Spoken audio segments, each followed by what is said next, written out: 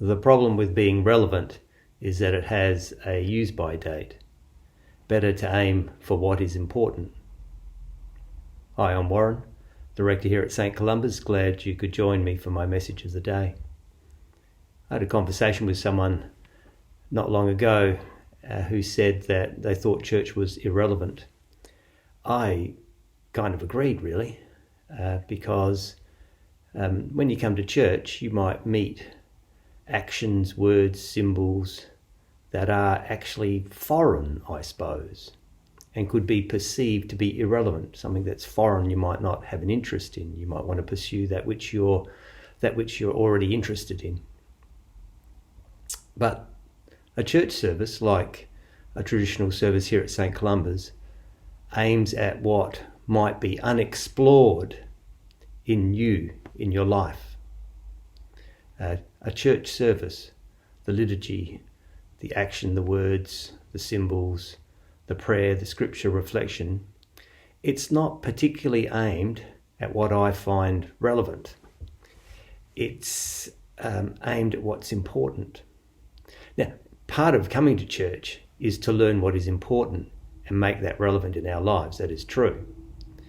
But there's kind of an assumption at church that we as humans have a tendency to avoid what is important in our life. Not all the time, not in every area, but we have a tendency. So that's one reason why I'm very cautious about using the word relevance in my life, as I'm seeking that which is relevant to me. I'm seeking that which is important. The two might not be the same. That's one reason why I think it's good for churches to appear irrelevant in a way.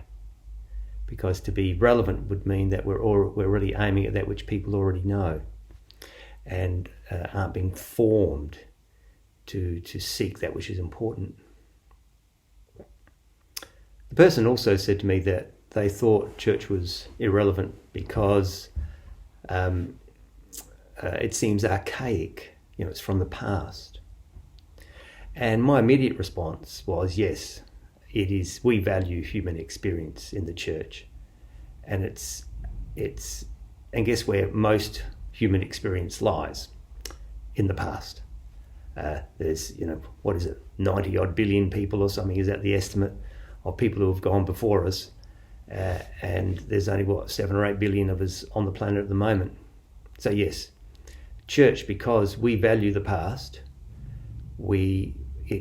there's an element of history in what we do and how we think.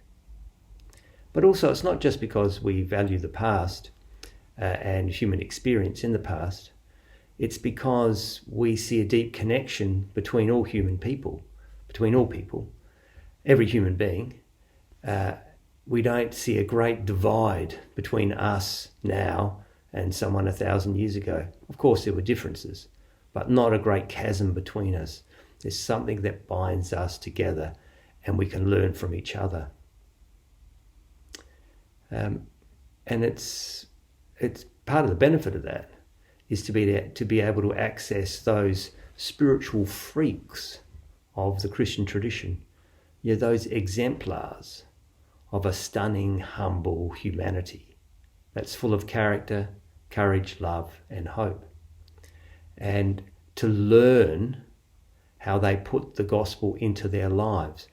It's hard to reproduce exactly, of course, someone's life from 1,000 years ago now, but actually they can guide us.